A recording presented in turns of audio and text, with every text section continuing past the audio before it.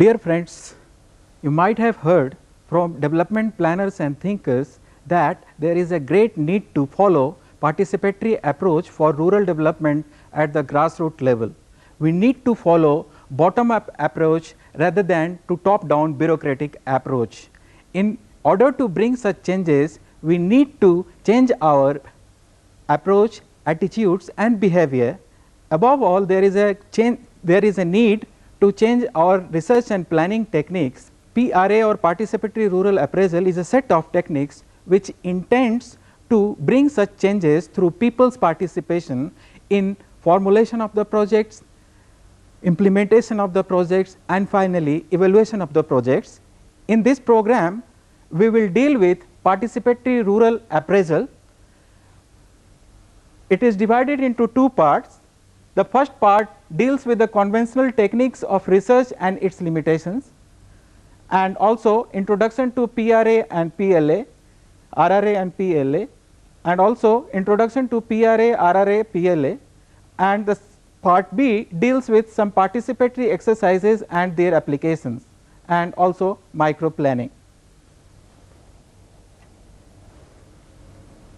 Under the conventional methods of research, there are two methods. One is known as quantitative methods and second is qualitative methods. Under quantitative methods, there are two important methods for the data collection, that is known as questionnaire method or interview schedule method.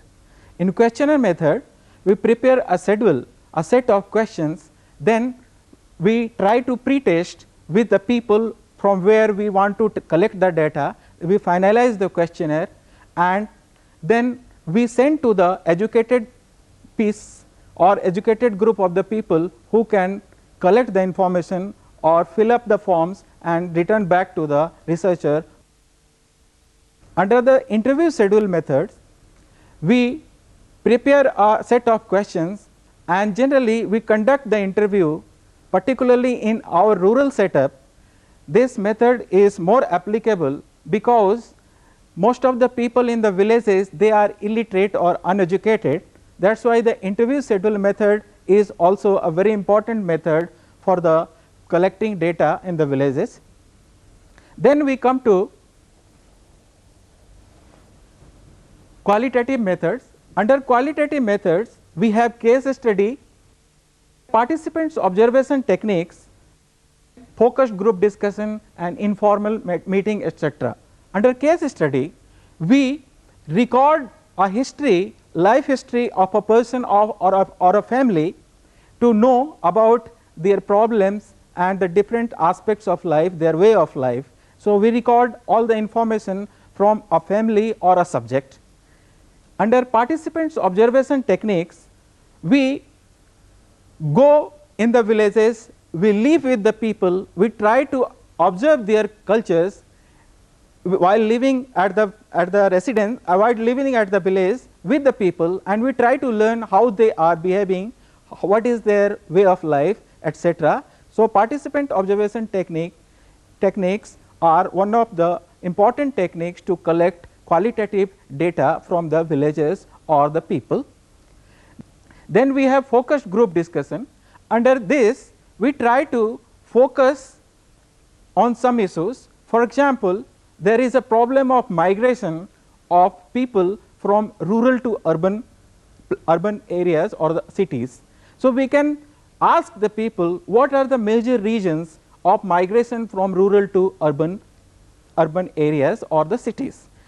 Under such focused group discussion with a group of the people, we try to assess, we try to find out what are the major reasons and why the people are migrating and the different causes. Similarly, we can conduct different group discussion on the different issues. So, it is issue based and we try to collect in-depth information about the focused group discussion.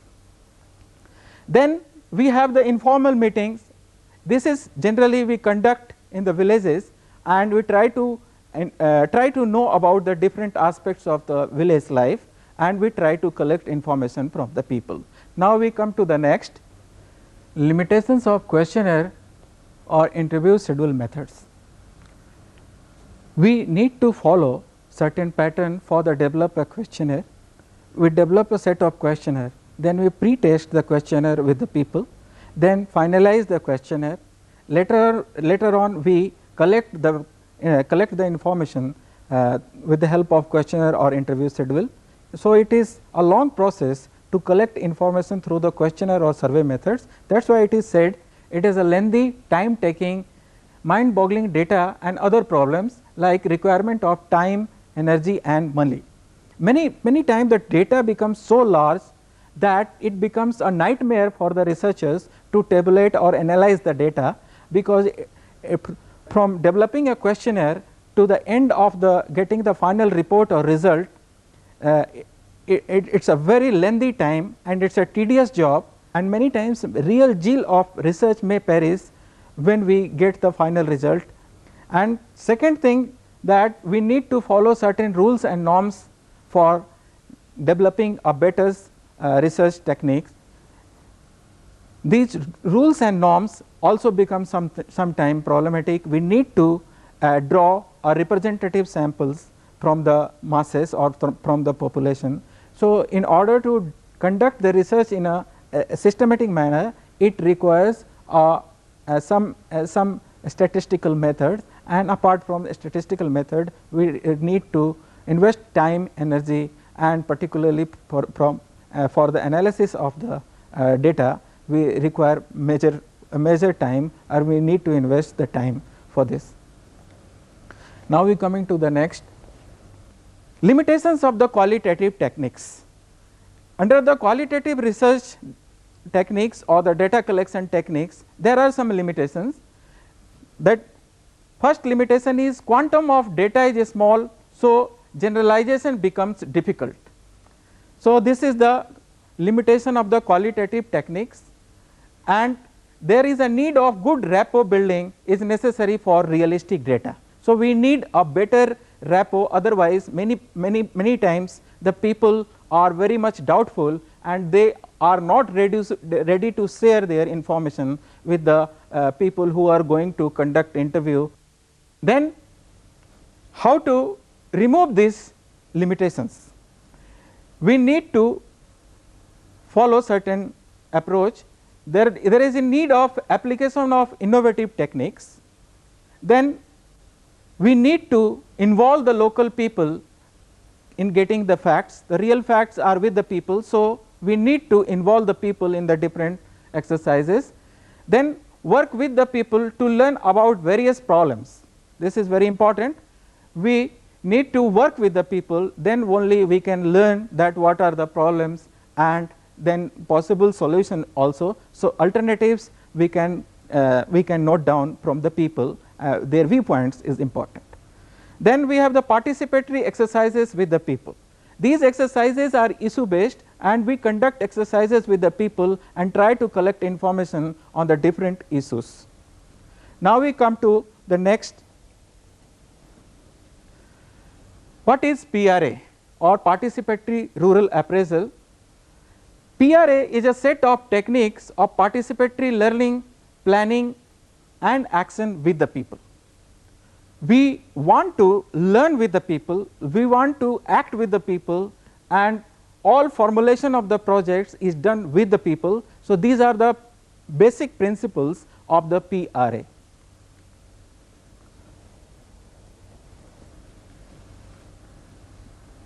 There are various names of the PRA because different exercises are conducted at the village level. There are different nomenclature is there. It is also known as rapid rural appraisal because we are getting information at the rapid pace, which we used to get from the questionnaire or other methods in a very late time. Here we can collect this information in the rapid pace. It is also known as participatory learning action, and there is a participatory action research. So there are the different names of the same set of ideas. So we can say that PRA is a different set of ideas, or the different school of thoughts have been integrated into one school of thought or one set of ideas. The whole process of development in and planning and research with the help of people, this whole ideas was integrated by Dr. Robert Chambers and his associates, who is based at International Institute of Environment and Development at London, UK. He started this movement of participatory exercises or participatory research exercises throughout the world, particularly in the developing countries. He says that they know, we do not know. They are the solutions and we are the problems. We as an outsider, we cannot realize the problems of the villagers. That is why he says that they are better people, they can understand their problems as well as they can provide different set of solutions to us. So, this is very important to focus upon, that the people have their wisdom, they have been living in the different situations, they are the hard taskmasters. That is why Robert Chambers have focused that the peoples are the solution and the outsiders or the development professionals who go occasionally, they can be a problem. So, there is a need of mutual cooperation to learn and do exercises at the villages before starting or initiating any development projects. Now, we come to the next. PRA flows from different set of ideas, how it was generated. So, there is a process of development through different streams of development. The people who are working for the rural development through different subjects or through different areas, they have contributed for the development of participatory rural appraisal. The first approach is known as activist participatory research approach. Under activist participatory research approach, the researchers are also the part of activity at the village level. They work with the people and they try to act with the people also. So, they are the part of the research at the grassroots level. Here we can mention about one anthropologist, his name was Paulo Freire. He tried to develop these techniques in Latin American countries and he tried to work with the poor people, downtrodden people, and his observation was that the poor people or even the downtrodden people can formulate their own projects, they can act on it, and finally they can make success or they can develop themselves. This was the important observations of the Paulo Freire. He wrote a book known as Pedagogy of Oppressed in 1968, and it was highlighted throughout the country, throughout the world for his contribution in this direction.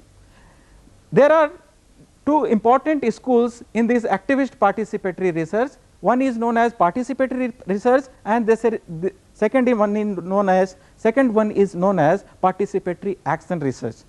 So, under participatory research, some projects were undertaken at the places like Tanzania and other places in the African countries, particularly for the adult education program, and it was found that these participatory exercises with the adult people were very relevant and it is very important, and the programs can be successful with the help of these participatory research action.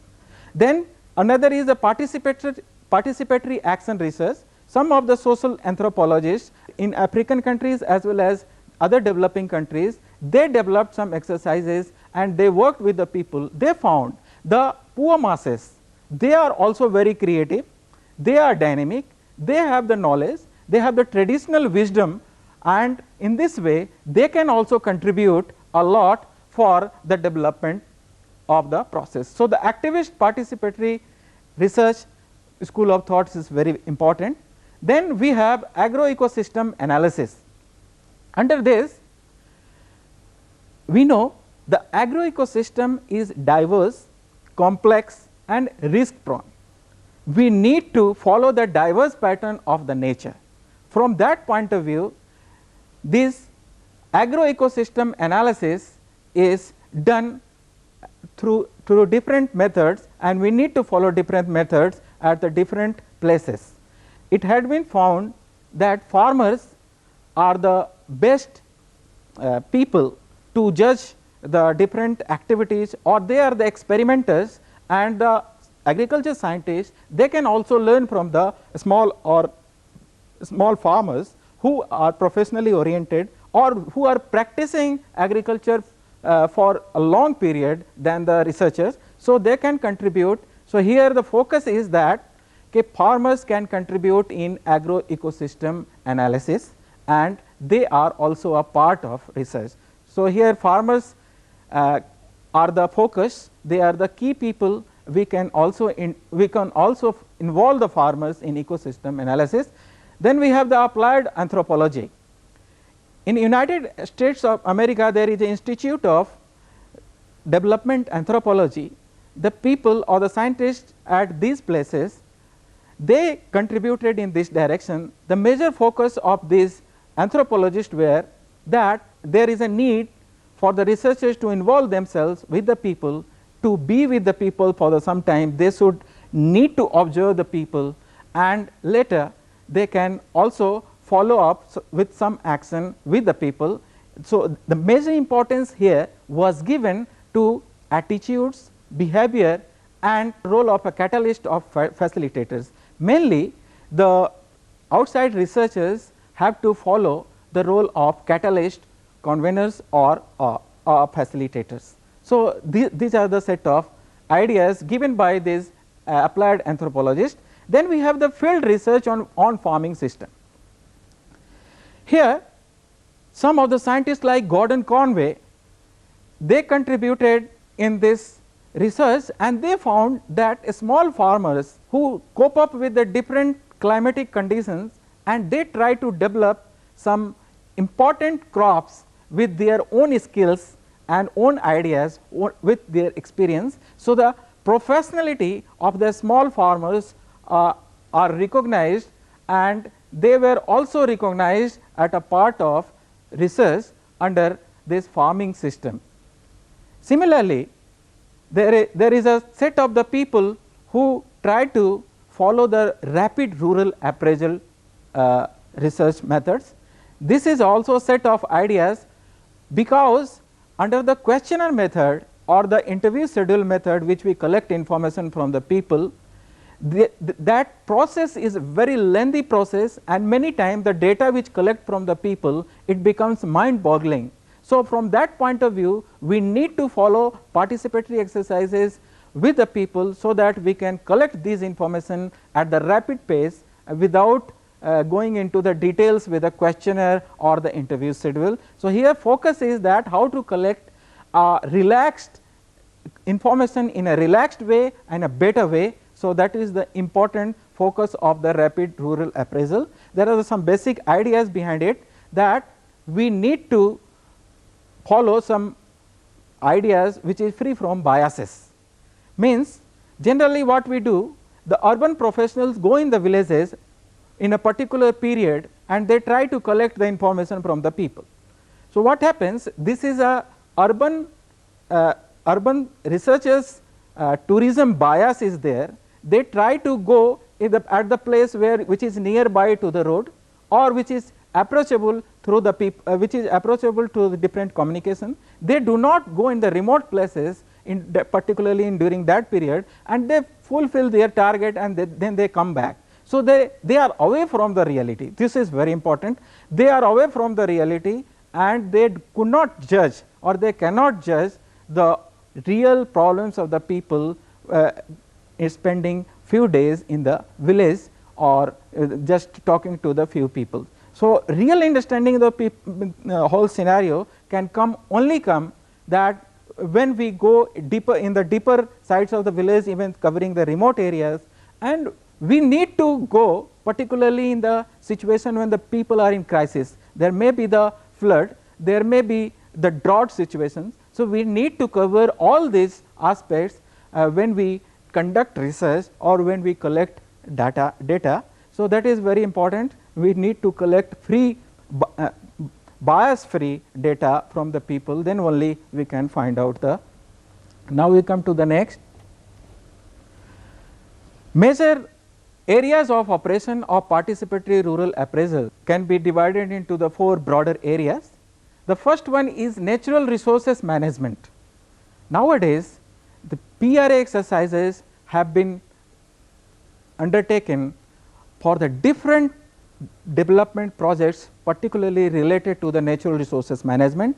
It may be the watershed management, it may be the joint forest management, it may be the wildlife conservation or the protection of animals, wild animals.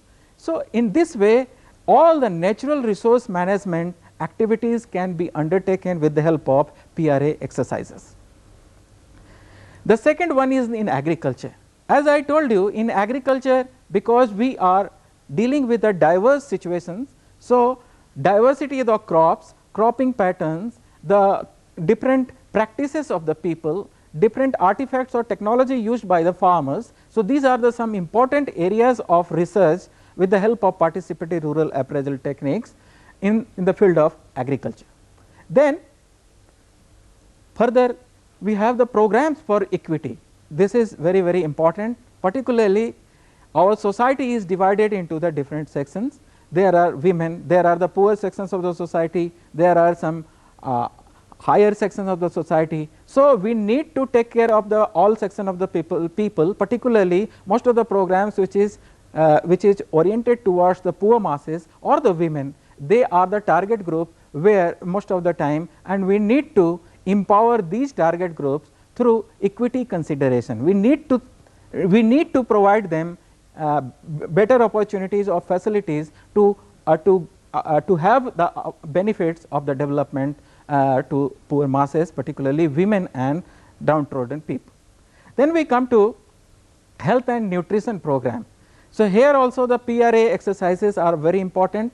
The issues like reproductive health of women, issues like we want to collect information about the common diseases, etc. So, in all these issues the PRA exercises can be undertaken and we can develop the plan based on these exercises in the areas of health and nutrition. Now, we come to the next. The main thrust of the PRA, it talks about the decentralization or empowerment of the people at the grassroots levels. So, the basic focus or basic ideas behind conducting all these exercises are that we need to empower the rural people. Second is the local diversity. We need to follow what kind of cultural diversity is there, what type of social diversity is there, what type of the natural biodiversity is there. Accordingly, so local diversity is very important, and accordingly we can work out the plans conducting different exercises. Then we have the empowerment of the poor. The PRA intends to help the poor people, the people who are at the bottom level or at the periphery. They need to be developed, as the Robert Chambers says, putting the last first. This is the approach he adopts. Similarly, Gandhiji also told that we need to follow Antodaya, means we need to develop a person who is poorest of the poor. The similar approach we need to follow here also, empowerment of the poorer. Then we have to give respect to cumulative traditional wisdom.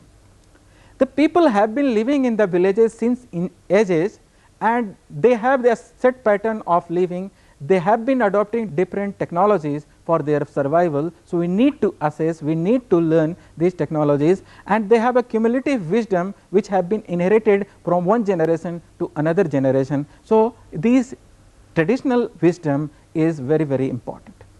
With this, we come to the end of this part of the program. In the next part of the program, we will focus on some of the PRA exercises. Thank you.